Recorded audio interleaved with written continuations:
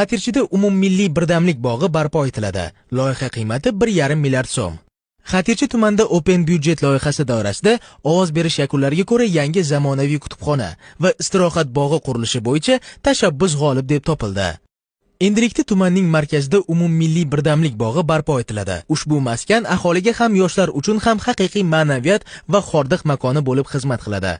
Loyihada quyidagilar ko'zda tutilgan: ochiq osmon ostidagi kutubxona va kitob mutolaasi uchun tabiiy muhit, bolalar uchun o'yin maydonchalari, yashil maysazorlar va qulay hordiq joylari, zamonaviy infratuzilma va aholiga yuqori qulayliklar. Loyiha qiymati 1,5 milliard so'm bo'lib, to'liq tasdiqdan o'tgan. Endi esa Xatirchining Navbahor MFY hududidagi kichik istirohat bog'i butunlay yangilanib, zamonaviy qiyofa kasb etadi.